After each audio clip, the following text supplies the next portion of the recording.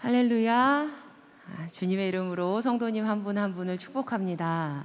아멘. 예수님께서 십자가를 지시기 위해 예루살렘에 입성하신 종려주일, 고난주일입니다.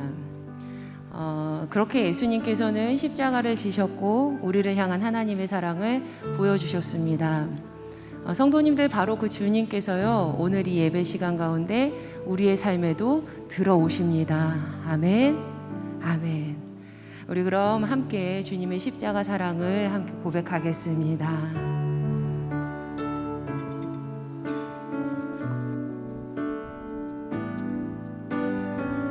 십자가, 십자가, 십자가,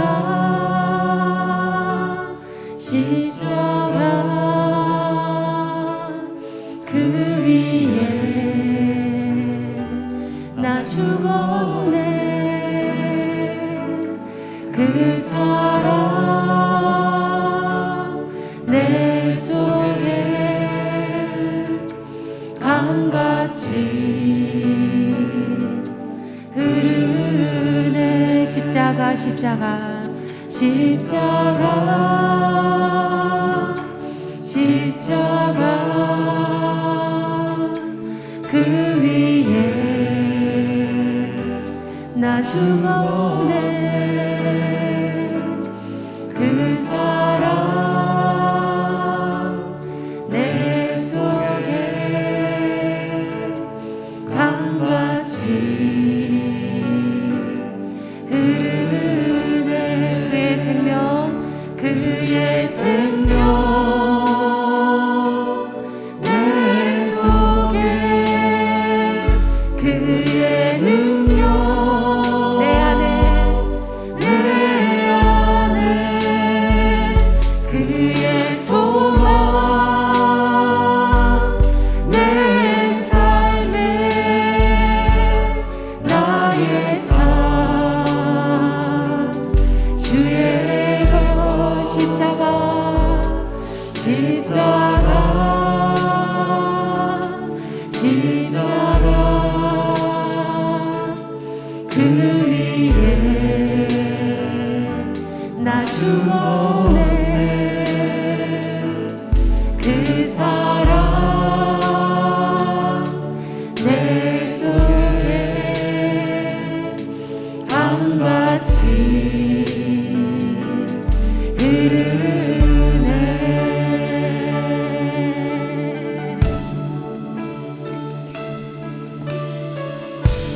우리 다시 한번 고백합니다. 십자가, 십자가, 그 위에 나 죽었습니다. 십자가, 십자가, 그 위에 나 죽었네. 그 사랑 내 속에 강같이 흐르네. 그의 생명, 그의 생명 내 속에, 그의 능력 내 안에, 내 안에, 그의 소망 내 삶에, 나의 삶 주의 십자가, 십자가, 십자가, 그 위에 나 죽었네. 그 사랑 내 속에 강같이 그 사랑 내 속에, 그 사랑 내 속에 강같이 흐르네.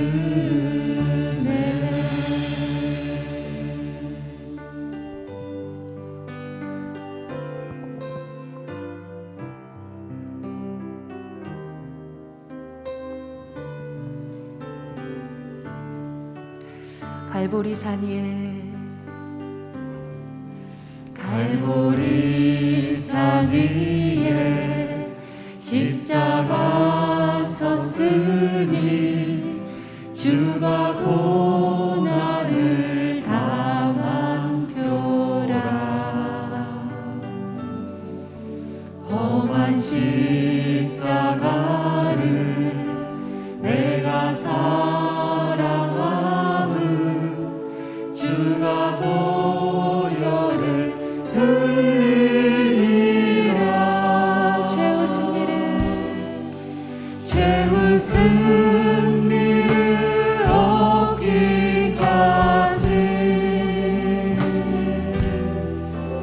주의 십자가 사랑하리.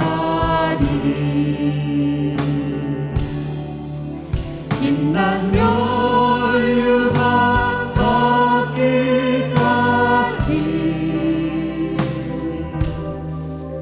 험한 십자가 붙들겠네. 멸시 전대받은 주의 십자가에 나의 마음이 끌리도다.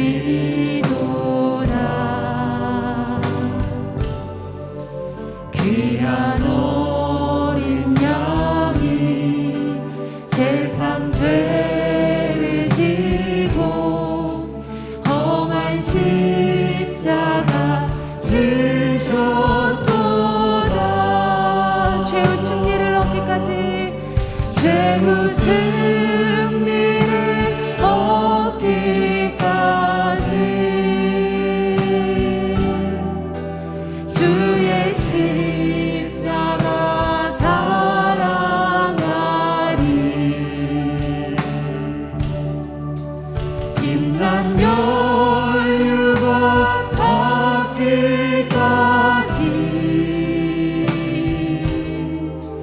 험한 십자가 붙들. 우리 사절로 찬양합니다. 주님 예비하신 나의 본향집에 주님 예비하신 나의 본향집에 나를 부르신 그날에는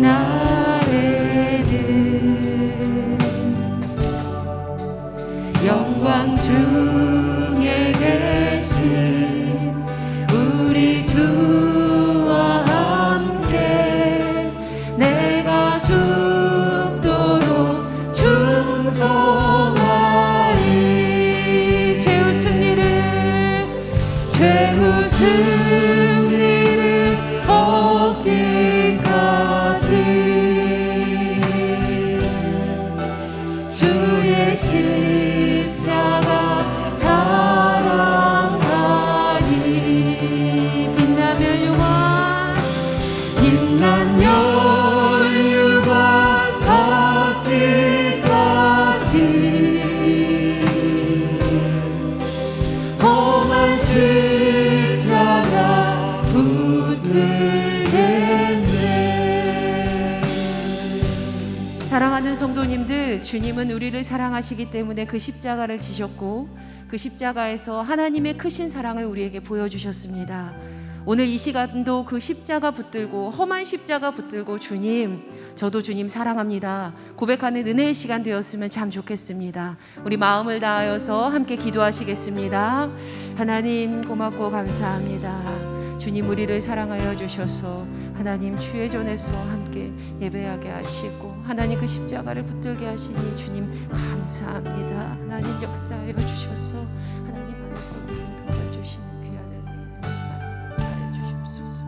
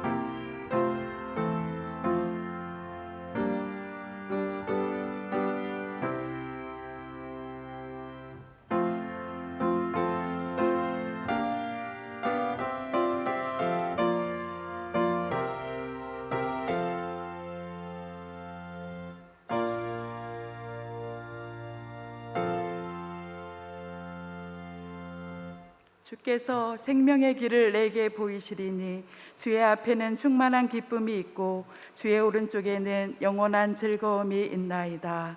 아멘. 모두 자리에서 일어나 주님의 성령 찬양하겠습니다.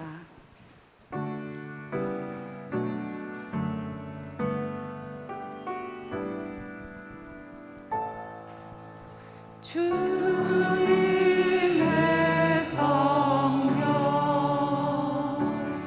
지금 이곳에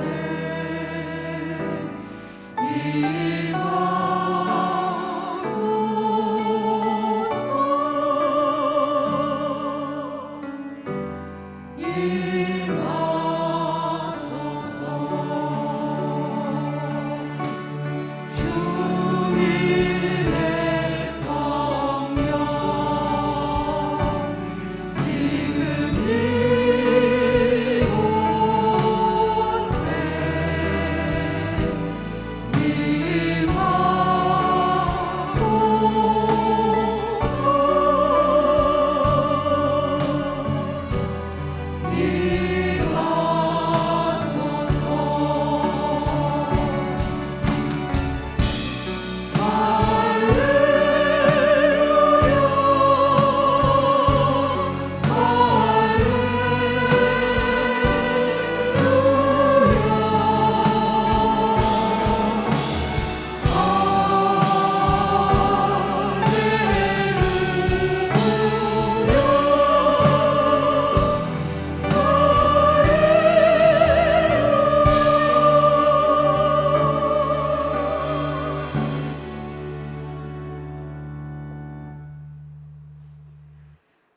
시온에 따라 크게 기뻐할지어다.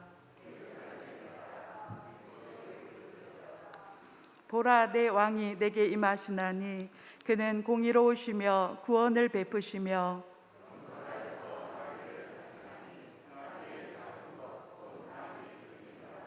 내가 에브라임의 병거와 예루살렘의 말을 끊겠고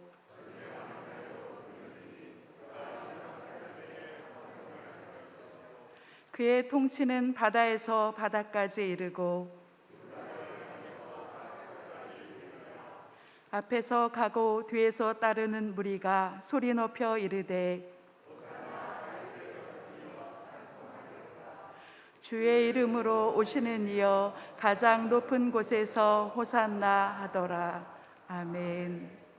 전능하사 천지를 만드신 하나님 아버지를 내가 믿사오며 그 외아들 우리 주 예수 그리스도를 믿사오니 이는 성령으로 잉태하사 동정녀 마리아에게 나시고 본디오 빌라도에게 고난을 받으사 십자가에 못 박혀 죽으시고 장사한 지 사흘 만에 죽은 자 가운데서 다시 살아나시며 하늘에 오르사 전능하신 하나님 우편에 앉아 계시다가 저리로서 산자와 죽은 자를 심판하러 오시리라. 성령을 믿사오며 거룩한 공예와 성도가 서로 교통하는 것과 죄를 사하여 주시는 것과 몸이 다시 사는 것과 영원히 사는 것을 믿사옵나이다. 아멘.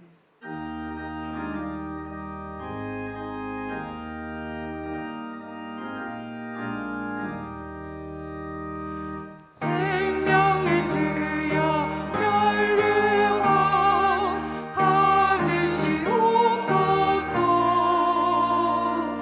나 위에 쓰신 다시고 나 기억합니다.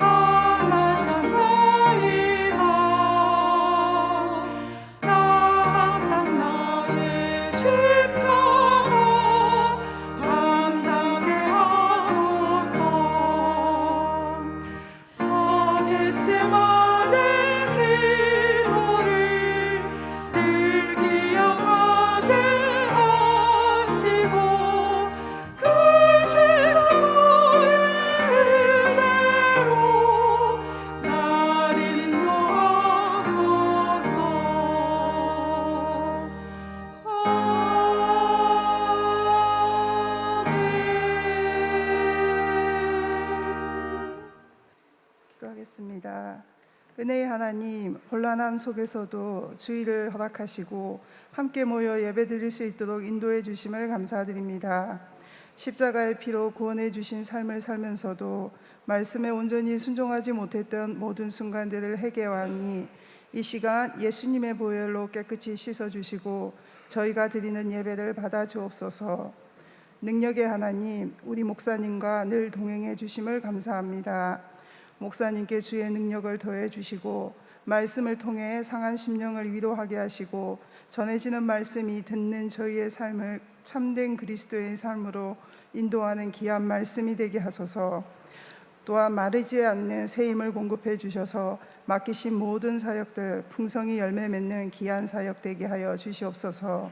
사랑의 하나님, 다 같이 모여서 함께 하지 못하는 안타까운 상황 가운데에서도 교육부 각 부서별로 겨울 말씀 학교를 통해 자녀들의 영적 성장을 도울 수 있도록 허락하심을 감사드립니다. 전염병이나 다른 많은 위험으로부터 저희의 자녀들을 지켜 보호하여 주시고 예배 중심, 말씀 중심의 삶을 살아갈 수 있도록 은혜를 더해 주소서. 자녀를 양육하는 부모님들에게 믿음과 지혜를 더해 주시고 주어진 자리에서 감사함으로 사역하는 모든 교사들과 사역자들에게도 능력을 더해 주소서. 고난주간에 진행되는 겟세마네 새벽 기도를 통해 예수님의 십자가 사랑과 우리를 향한 한없는 주의 은혜를 깊이 묵상하는 귀한 시간 되게 하시고 저희의 믿음을 더욱 견고히 세우며 교회와 나라와 이웃을 섬기는 그리스도인의 삶을 살게 하여 주시옵소서. 그리하여 우리나라가 정치, 경제, 사회, 문화적으로 안정되어 국민들이 서로를 사랑으로 섬기는 평화를 이루게 하여 주시옵소서. 주님, 예배 가운데 성령님 임재하여 주셔서 저희가 드리는 예배를 온전히 받아 주실 것을 믿사오며 십자가를 지심으로 우리를 구원하신 예수님의 이름으로 기도드립니다. 아멘.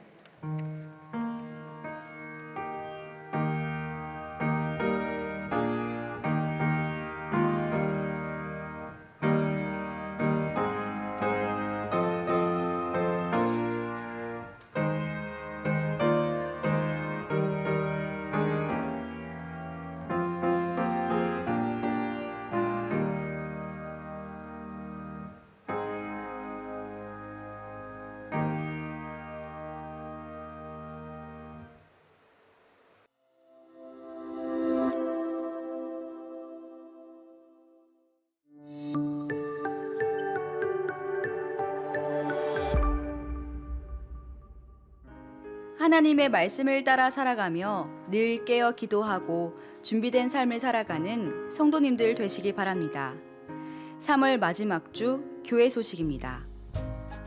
오늘은 종려주일로 지킵니다. 예수님의 십자가 사랑을 묵상하는 시간 되시기 바랍니다.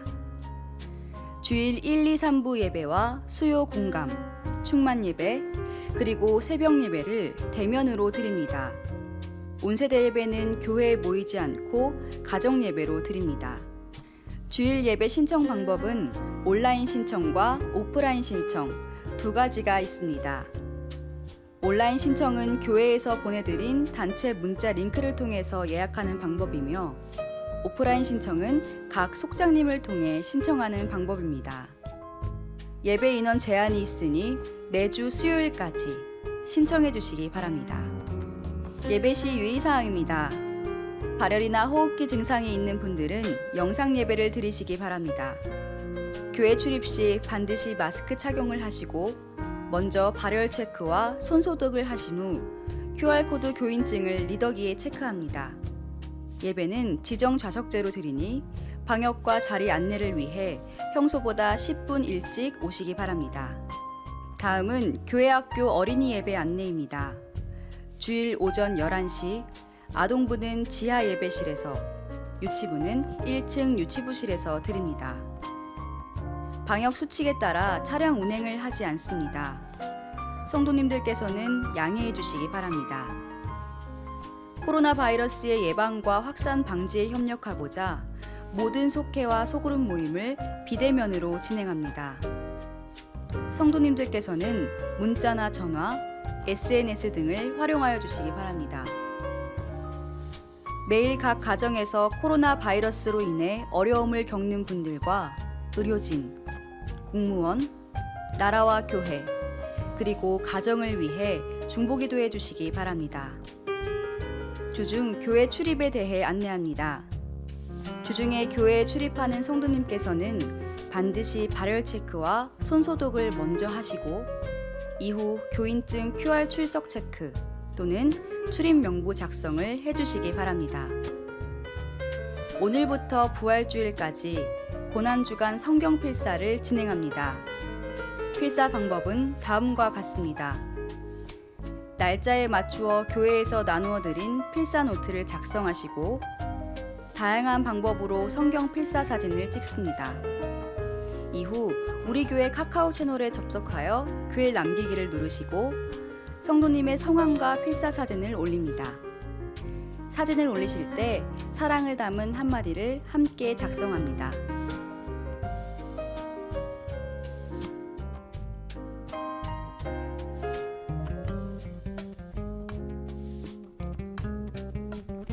필사 노트는 사무실에서 받아가실 수 있습니다.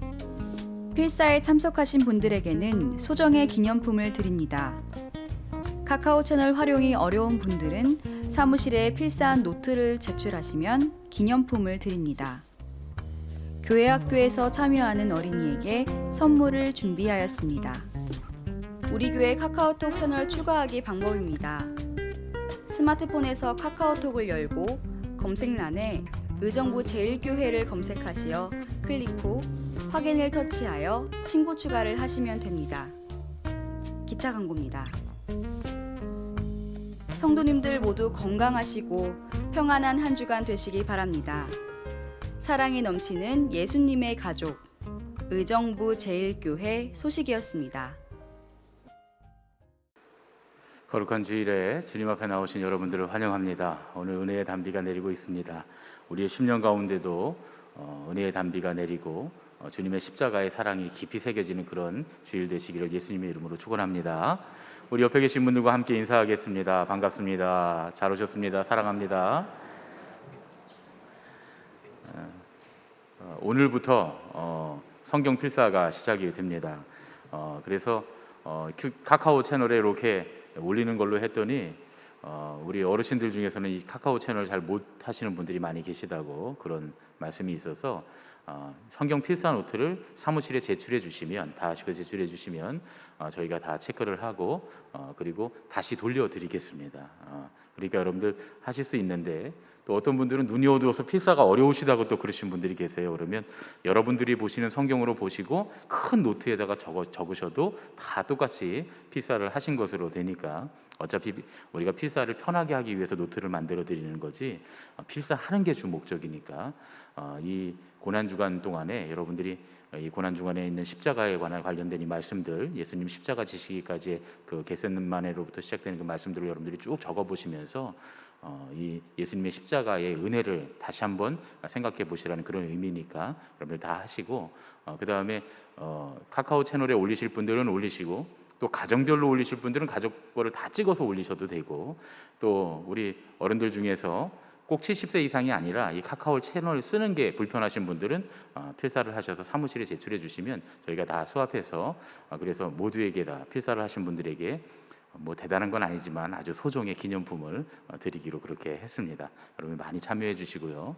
또 우리 어린이들이 있는 교회학교 우리 아동부 이하 어린이들이 필사에 좀 참여했으면 좋겠다라는 마음으로 어린이들이 있는 가정에서 어린이들이 필사를 하면 그 어린이들에게는 조그만 동화책을 하나씩 주기로 그렇게 결정을 했습니다.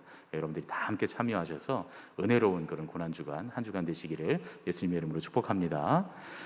그리고 내일부터는 우리 고난주간 겟세마네 기도회가 있는데 겟세마네 기도회는 우리가 2번 하는 특별 기도회처럼 막 온 가족이 모여서 하는 그런 기도회가 아니라 여러분들이 좀 조용히 묵상하면서 예수님의 십자가의 사랑을 매일매일 그런 기념하고 또 그것을 생각하는 깊이 묵상하는 그런 기도회입니다. 그래서 저희가 크게 광고를 하진 않는데 새벽기도 나오시는 분들은 계속 나오시면 큰 은혜가 되실 것이고 또 혹시 이 고난주간만이라도 내가 좀 깊은 묵상, 주님의 십자가를 묵상해야 되겠다 하시는 분들은 나오시면 은혜가 될 것입니다.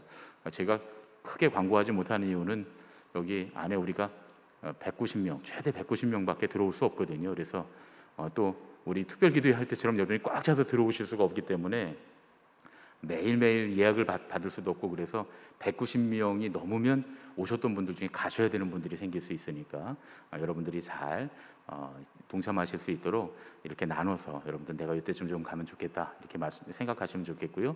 주로 목요일하고 금요일, 토요일에는 우리 새벽기도 인원이 많이 덜 오시는 편입니다. 그래서 여러분들이 좀 잘 나누셔서 이 한 주간을 묵상을 하시면서 함께 하셨으면 좋겠습니다. 저희도 할 수 있으면 새벽기도 묵상하는 걸 영상으로 찍어서 저희가 올려드릴 테니까 새벽에 못 나오시는 분들은 또 하루 종일 중에서 저녁이나 이때 여러분들이 좀 함께 동참하실 수 있으면 참 좋겠습니다. 이제 우리에게 주시는 하나님의 말씀을 함께 듣겠습니다. 모두 자리에서 일어나 하나님의 말씀을 듣겠습니다. 오늘 우리에게 주시는 하나님의 말씀은 누가복음 5장 17에서 26절 말씀입니다. 하루는 가르치실 때에 갈릴리의 각 마을과 유대와 예루살렘에서 온 바리새인과 율법 교사들이 앉았는데 병을 고치는 주의 능력이 예수와 함께 하더라. 한 중풍병자를 사람들이 침상에 메고 와서 예수 앞에 들여놓고자 하였으나 무리 때문에 메고 들어갈 길을 얻지 못한지라.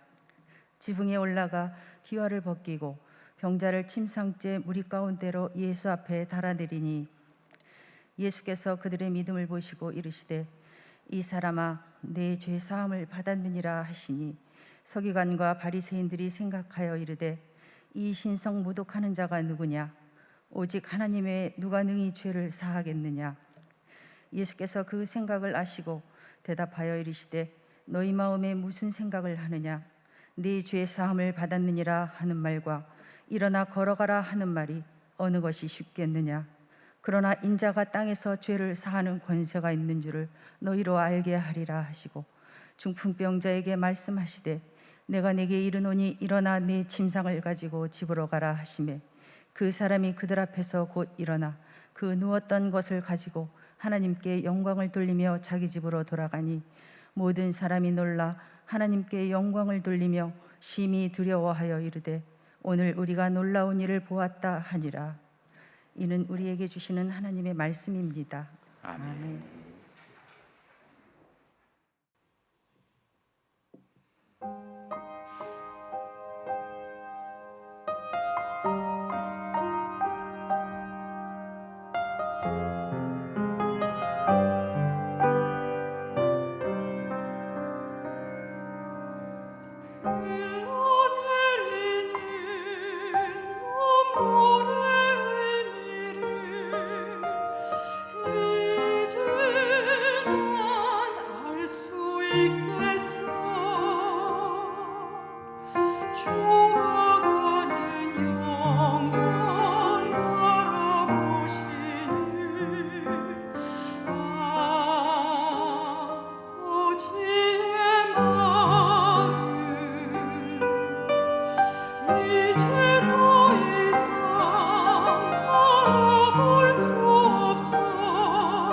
그들에게 나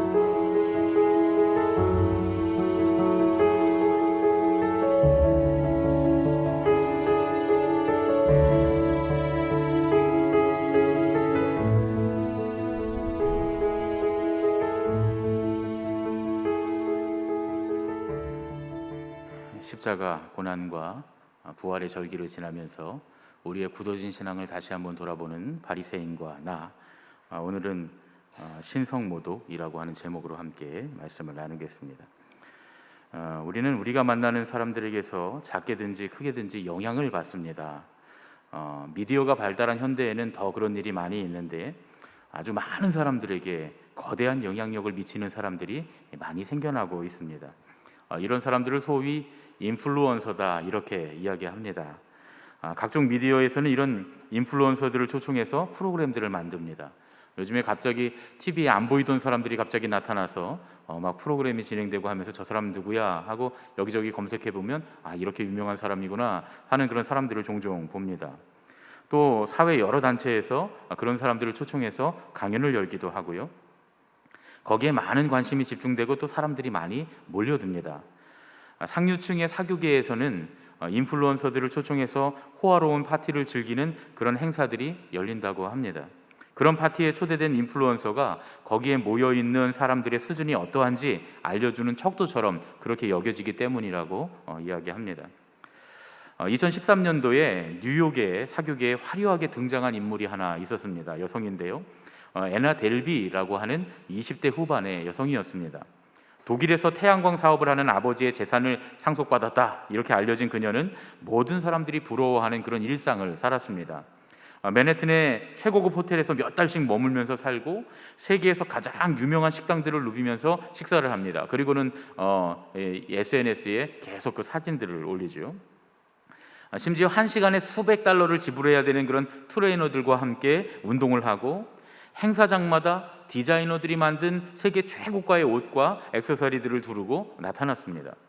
그녀는 단숨에 뉴욕 사교계에서 최고의 스타로 떠오릅니다.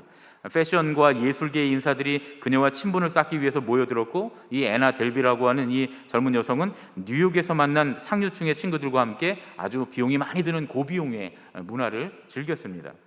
그런데 2017년 10월에 그녀의 화려한 삶이 끝납니다. 그러면서 세상이 깜짝 놀랄 만한 진실이 밝혀지게 되는데요.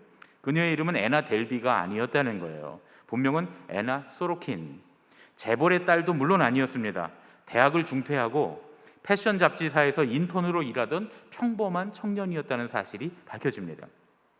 그녀가 패션 잡지에서 일하면서 상류층 사교계에 대한 그런 내용들을 다 알게 됐고 스스로 가짜 인플루언서가 되어야 되겠다라고 하는 결심을 했다는 거예요.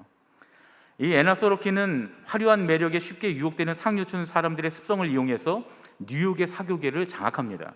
애나 델비로 이름을 바꾸고 명품 옷과 명품 액세서리로 온몸을 휘감고서 뉴욕의 사교계에 나타난 그녀는 애써 스스로에 대해서 말할 필요도 없었다고 해요. 빌린 돈과 훔친 돈으로 화려한 생활을 하기만 했을 뿐인데 사람들은 그녀를 거액의 유산을 상속받은 재벌 2세로 사람들이 만들어준 겁니다. 소문이 소문을 낳고 소문이 소문을 낳고 사람들이 그녀를 금세 스타로 만들었던 겁니다. 화려한 삶을 꿈꾸는 사람들에게 애나 델비는 선망의 대상이 되었어요. 인스타그램에 찍힌 그녀의 사진을 보면서 수많은 사람들이 저 애나 델비처럼 그녀같이 되기를 꿈꾸고 바랬다는 거예요. 그래서 애나 델비는 그 자체로 미국 대중의 콘텐츠가 되었다는 겁니다. 그런데 여러분 참 우스꽝스러운 일은 이런 모든 것들이 다 밝혀지고 애나 소로킨이 재판을 받는 동안에도 사람들의 관심이 그치지 않았다는 거예요.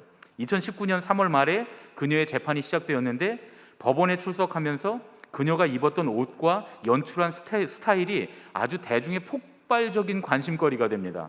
소위 블레임 룩이라고 하는 그런 패션, 이 패션이 할리우드의 유명한 스타일리스트의 작품이었다, 이런 것들이 알려지고 사람들의 세간에 또 화제가 되었습니다. 이런 뉴스를 보면서 참 사회적으로 명망이 있고 지위가 높다고 하는 사람들이 왜 이런 우스꽝스러운 실수를 저지를까 하는 생각을 해봤습니다. 작정하고 사기를 치기로 한 사람은 그렇다 치고, 그런데 왜 똑똑하다고 하는 사람들, 사회적으로 높은 지위에 있다고 하는 사람들, 명망이 있다고 하는 사람들이 왜 그런 사기꾼을 못 알아보는, 그리고 사기꾼을 따라가는 그런 우스꽝스러운 일들을 할까? 그런 생각을 하게 됐습니다. 그런데 우리 교회에서도 마찬가지인데 실제로 어처구니 없는 이단 사상에 빠지는 사람들 가운데 소위 상류층이라고 불리는 사람들, 뭐 법조계에 있는 사람들, 뭐 의사들, 이런 분들이 굉장히 많이 있음을 보게 됩니다. 도대체 저런, 누가 보더라도 이단이고 말도 안 되는 사입인데 왜 저런데 저런 사람들이 들어가 있을까? 조그만 논리적으로 생각해 보면 말도 안 되는 조악한 이론에 빠져서 잘못된 선택을 하는 상류계층들 혹은 지식인들이 종종 있는 걸 봅니다. 도대체 왜 그럴까? 자기가 우월하다고 느끼는 교만한 사람들일수록 자기 기준이 아주 확실한 경우가 많습니다. 자기의 기준과 취향이 정확하죠. 그런데 그렇게 확실한 자기 기준이 스스로에게 올무가 되는 게 아닐까 하는 생각을 해봤습니다. 자기가 생각하는 기준에 맞으면, 자기의 확고한 취향에 딱 맞아떨어지면 자기에게 좋은 것, 그 좋은 것이 옳은 것이라는 착각에 빠질 수 있겠다라는 생각을 해봤어요. 그런데 오늘 말씀의 바리새인들이 우리에게 그러한 사실을 아주 적나라하게 보여줍니다. 예수님은 바리새인들과 율법 교사들 앞에서 중풍병자를 고치셨다, 이렇게 오늘 말씀에 기록되어 있습니다. 중풍이라고 하는 말은 요즘은 잘 안 쓰지만 뇌혈관이 막히거나 혹은 파열되어서 지적인 사고 능력이나 몸의 운동 기능이 상실되는 그런 병을 말하죠. 요즘은 의학적으로나 일반적으로도 잘 쓰지 않는 그런 말입니다. 오늘 예수님 앞에 나온 이 사람은 스스로 움직일 수 없는 사람이었어요. 스스로의 판단력도 많이 모자랐을 거예요. 그래서 다른 사람들의 도움을 받아서 가까스로 예수님 앞에 나오게 되었습니다. 그 사람을 바라보는 모든 사람들이 생각할 때 이 사람에게는 이 질병이 제일 큰 문제다, 이렇게 생각되었을 것 같아요. 심지어 본인도 그렇게 생각했을 것 같습니다. 그런데 예수님께서는 이 환자의 진짜 문제를 보십니다. 그에게는 뇌혈관의 문제로 지적인 사고의 장애나 몸의 운동 기능을 상실한 것보다 먼저 해결해야 될 더 중요한 문제가 있었다는 거예요. 그것이 바로 죄의 문제였다. 예수님이 그렇게 선언하십니다. 그래서 예수님께서는 그에게 죄 사함을 선포하십니다. 여러분, 우리가 신앙적인 측면에서도 이런 잘못된 생각들을 가질 때가 많이 있는데 정말 우리가 유의해야 합니다. 세상의 지식인들만 잘못된 생각에 빠지는 건 아니에요. 예수님을 바라보고 있었던, 종교적으로, 신앙적으로 자기들이 완벽한 신앙을 하고 있다라고 생각했던 이 바리새인들이 예수님을 바라보면서 이렇게 판단합니다. 죄사함을 선포하시는 예수님을 바라보면서 저 예수라고 하는 자가 하기 쉬운 말로 신성모독을 하고 있다, 이렇게 판단합니다. 여러분, 이들의 말을 잘 보셔야 돼요.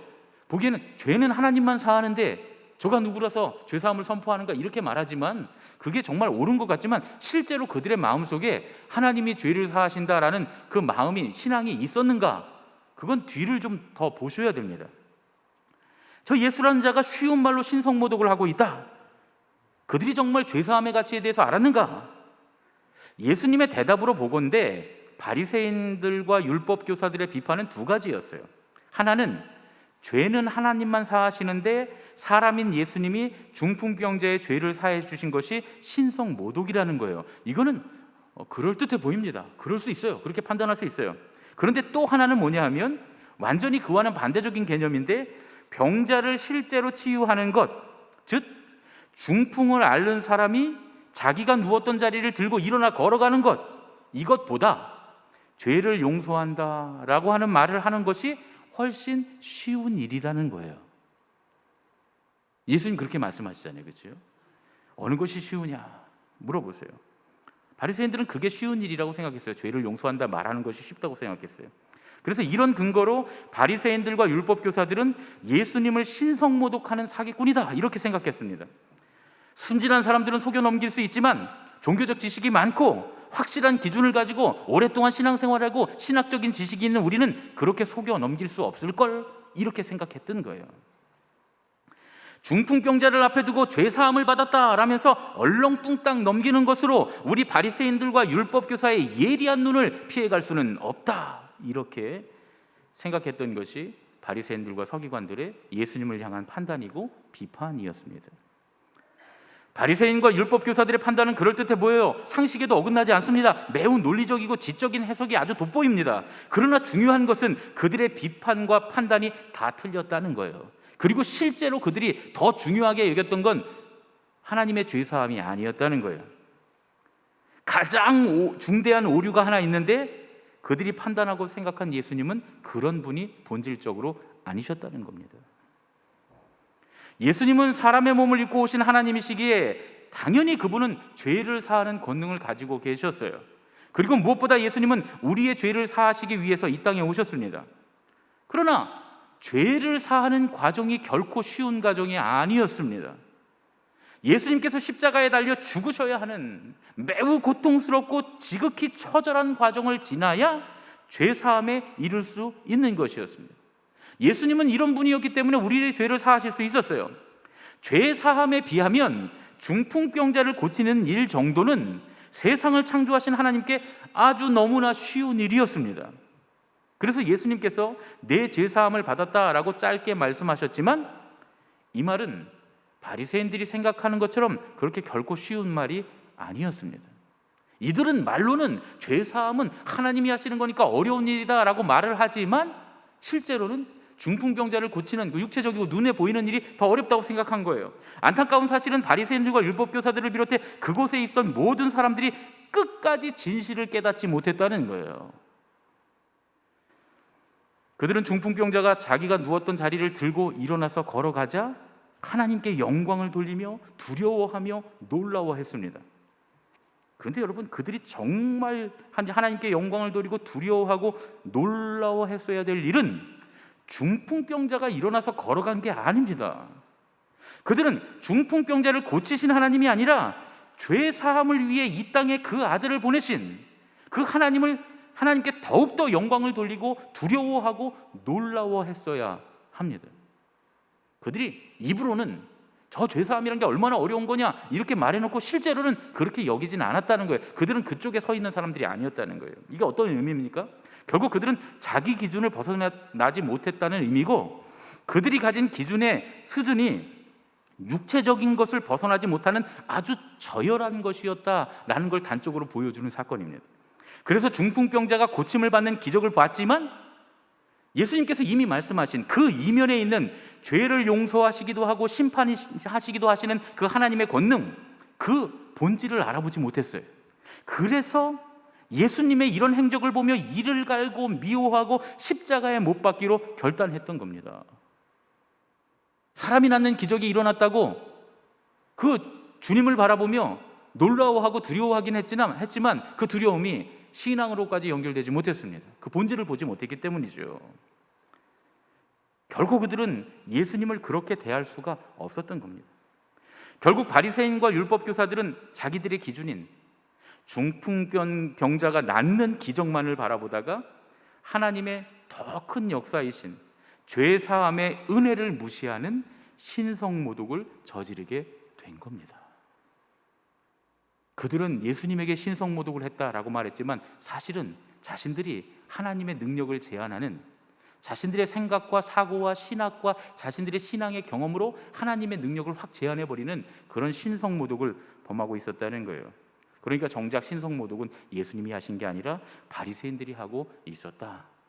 누가복음이 우리에게 그렇게 말씀해주고 있는 겁니다.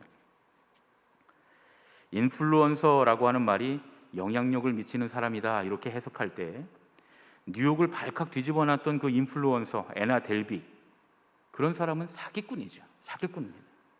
그러나 바리새인들과 율법교사들이 사기꾼이다 이렇게 처음부터 생각했던 예수님은 우리의 죄를 사하신 진정한 인플루언서셨습니다.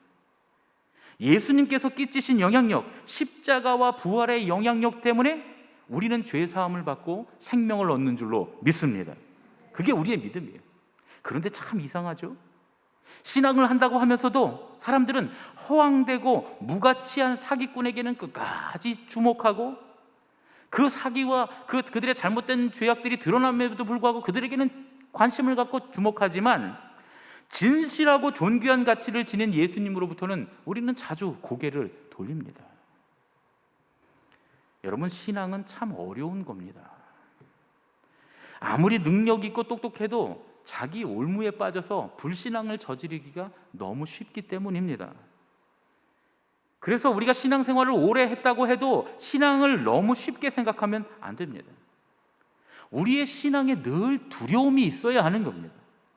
하나님을 사랑하는 것은 늘 두려움을 가지고 신앙생활하는 겁니다. 하나님을 경외하는 것, 그것이 하나님을 사랑하는 거니까요. 하나님을 경외하는 마음을 잃지 않아야 하나님을 온전히 사랑할 수 있습니다. 그래서 신앙에 늘 필요한 것이 겸손입니다. 신앙의 핵심 중, 그 핵심 중에도 핵심은 겸손이다, 그런 얘기죠. 우리가 교만해져서 하나님께서 하시는 일을 우리 인간적인 기준 안에 구속해 버릴 때 우리는 불신앙의 죄를 저지르게 되는 거예요. 하나님께서 하시는 크신 일을 인간의 우리의 좁디 좁은 생각으로 재단하지 말아야 하는 거예요.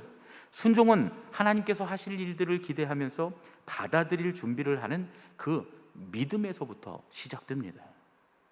나의 경험과 지식이 전부라고 생각하는 어리석은 생각으로 가득 차 있으면 하나님께서 하시는 일을 온전히 알아챌 수가 없어요. 오히려 하나님을 작은 분으로 만들어버리는 신성 모독의 죄를 짓고 말게 됩니다. 지난 주간에 우리 교회 성가대 지휘자님들이 찬양을 하셨는데 다 은혜가 됐어요. 오늘도 우리 오승주 교수님이 찬양하는데 참 은혜가 다 되셨죠, 그렇죠? 지난주에도 우리 시온 성가대 오승주 지휘자님이 광야를 지나며라고 하는 CCM 찬양을 성가로 부르셨는데, 원래는 이제 일반 가요처럼 부르는 가수가 CCM 그렇게 부르는 그런 노래거든요.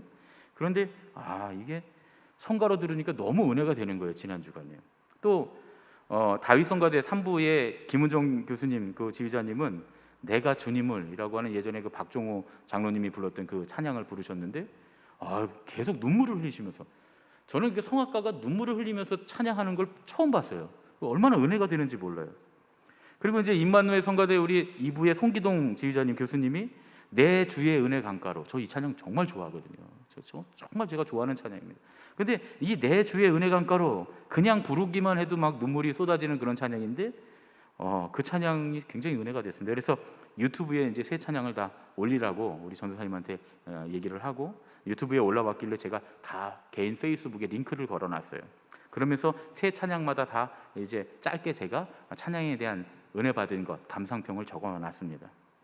그 페이스북을 보고 많은 분들이 유튜브 영상으로 가셔서 다 유튜브 영상을 보신 거예요. 그런데 그 중에서 어떤 분이 이 송기동 교수님의 유튜브 영상 밑에 짤막하게 한글을 적었는데 그렇게 은혜가 됐습니다.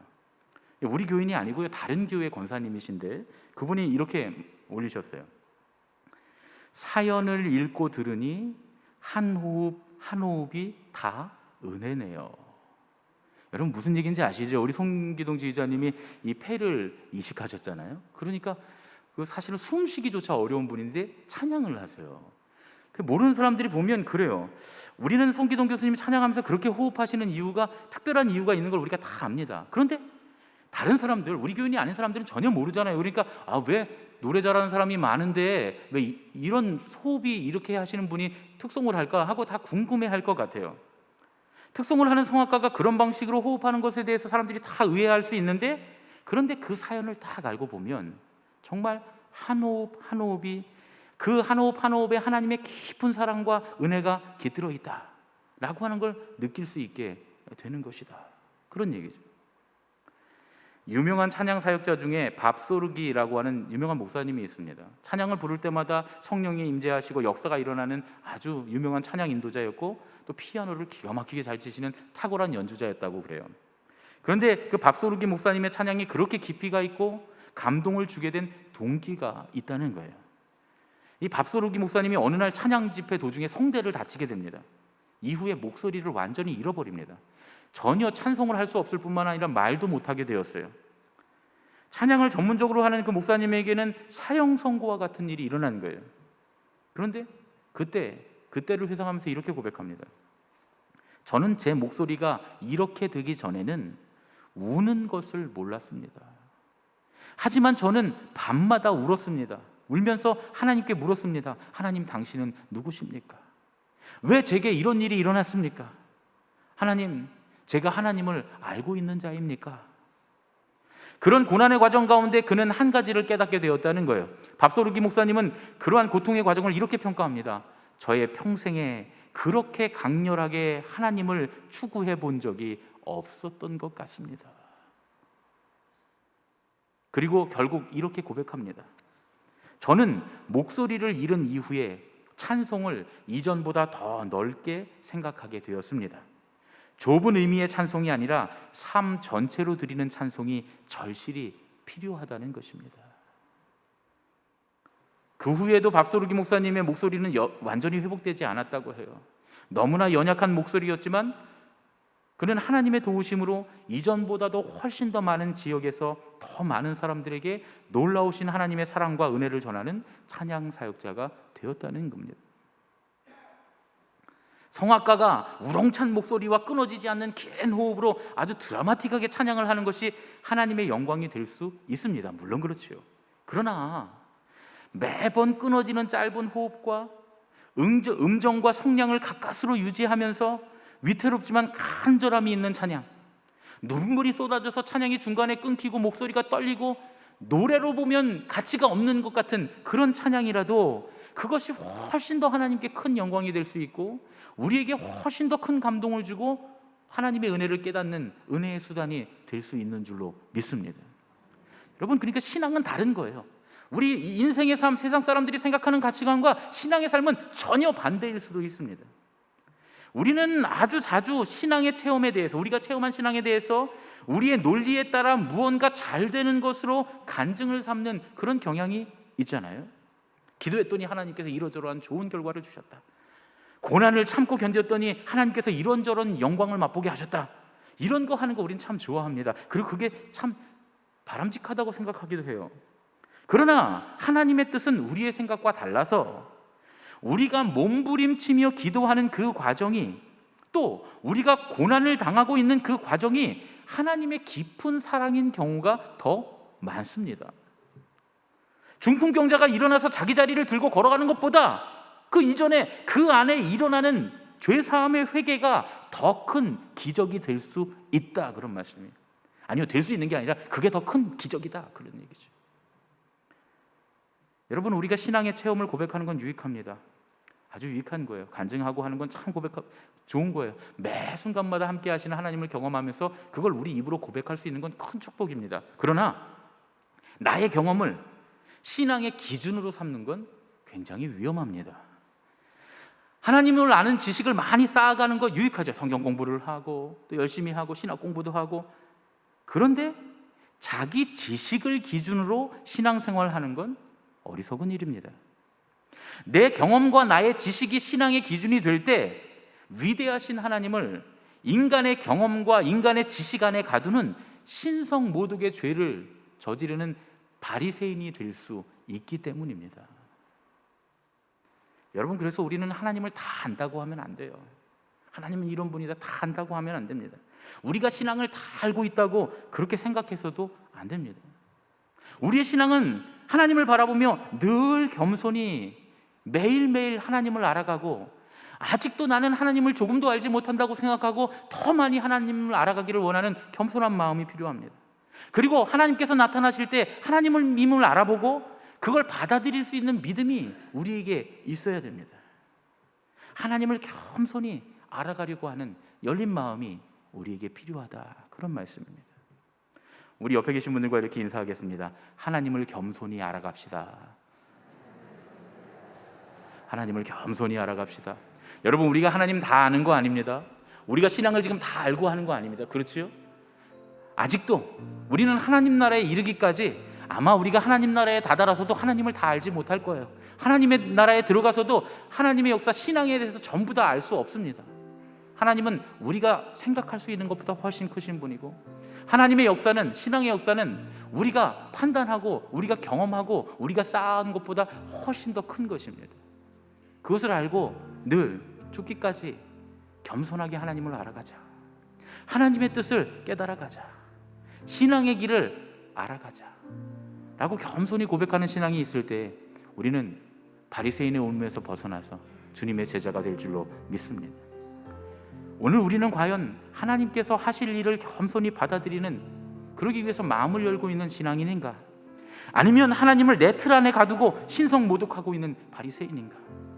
우리의 모습을 돌아보면서 겸손히 하나님을 알아가기 원하는 참된 제자들이 다 되시기를 예수님의 이름으로 축원합니다. 우리 시간에 주 은혜의 힘을 함께 찬양하고 믿음으로 고백하겠습니다.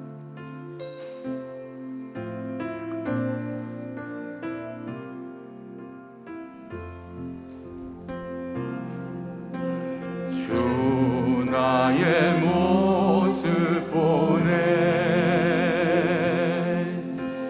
상한 나의 맘 보시네 주 나의 눈물 안에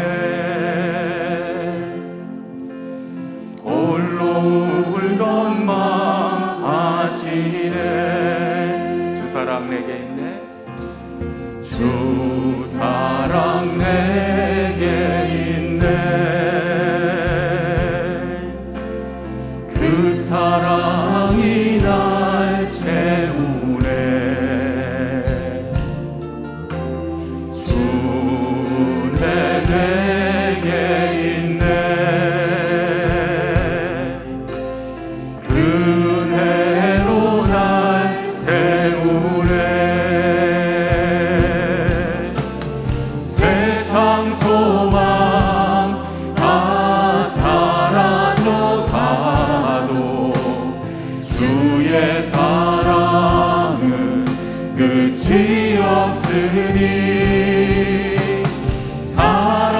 살아가는 이 모든 순간이 주의 힘을 나는 믿네 주 사랑 내게 있네 주 우리 자리에서 일어나서 주님 앞에 공헌하면서 찬양하겠습니다 그 사랑이 날 채우네 주내 내게 있네 그 은혜로 날 세우네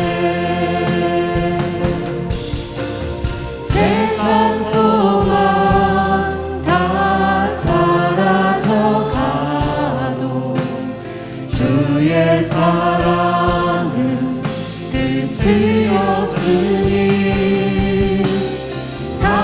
살아가는 이 모든 순간이 주 은혜임을 나는 믿네 세상 소망 다 사라져가도 세상 소망 다 사라져가도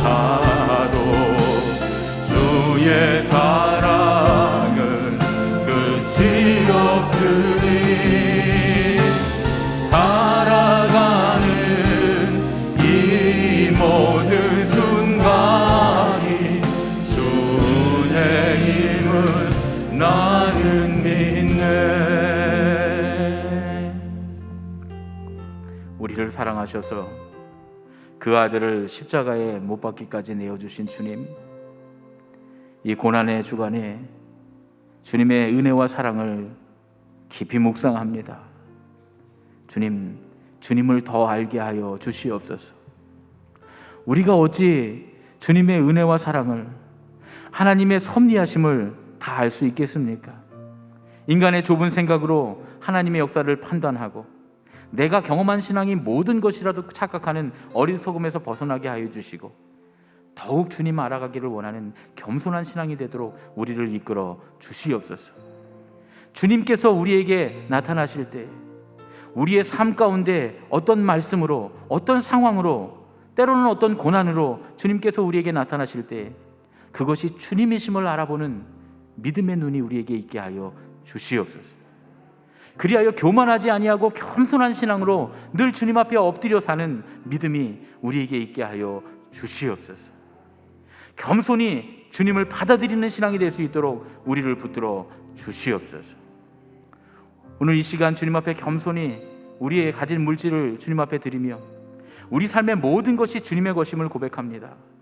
주님, 우리 삶의 모든 것이, 내가 가진 모든 것이, 심지어 나의 모든 몸과 영혼이 주님의 것임을 고백할 때에 주님, 겸손히 우리 자신을 주님의 것으로 고백할 수 있는 믿음이 우리 안에 솟아나게 하여 주시옵소서. 그래야 평생 주님을 알아가며 주님의 뜻을 따라 살기로 결심하는 믿음이 다 되도록 인도하여 주시옵소서. 주님 앞에 드린 우리의 물질들이 주님의 역사를 위해 쓰여질 때 그러한 겸손한 고백으로 인하여 많은 죽어가는 영혼들이 구원되고 겸손히 십자가를 지신 예수님의 그 사랑이 온전히 전달될 수 있도록 인도하여 주시옵소서. 이제는 우리 주 예수 그리스도의 은혜와 하나님 아버지의 지극하신 사랑과 성령님의 역사하시고 인도하심이 겸손히 십자가를 지고 우리에게 사랑을 주시고 생명을 주신 예수님을 따라 우리도 우리의 마음을 열고 겸손히 주님의 뜻을 받아들이기를 원하는 예수님의 가족들, 우리 제일교회 모든 식구들, 이 예배에 참여한 모든 예배자들 머리 위에 이제로부터 영원까지 함께하여 주시옵기만을 간절히 축원하옵나이다. 아멘.